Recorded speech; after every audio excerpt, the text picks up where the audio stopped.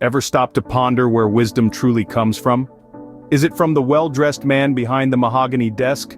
Or the sweet old lady at the park feeding pigeons?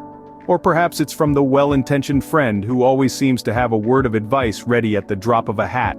Imagine for a moment that you're a gardener and you're in desperate need of advice on how to grow the best roses. Would you seek counsel from a baker? Or would it make more sense to consult a fellow gardener? Or better yet, a botanist, someone who has studied, researched, and is well-versed in the world of plants? Just as you wouldn't ask a fish how to fly, it's important to critically evaluate the source of your advice. Consider who the advice is coming from. Are they qualified? Have they walked the walk, or are they just talking the talk? Think of advice as a key. Just as not every key opens every door, not every piece of advice is suitable for every situation. Some keys may look shiny and new, promising to unlock doors to success and happiness, but if they don't fit the lock, they're of no use. A 5-star chef may create a culinary masterpiece, but that doesn't necessarily mean they can teach you how to fix a leaky faucet.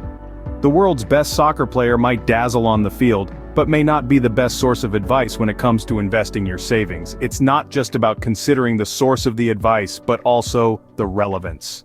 The most successful entrepreneur may not be the best person to advise on work-life balance, while a committed monk might not have the best tips for climbing the corporate ladder. It's not about disregarding advice, it's about thinking critically about where it's coming from.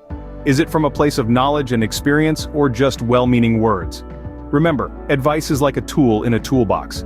It can be incredibly useful, but only when applied to the right task.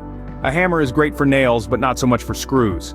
So next time you're offered a piece of advice, pause for a moment. Consider the source. Ask yourself, does this person have the experience or knowledge I need? Is their advice relevant to my situation?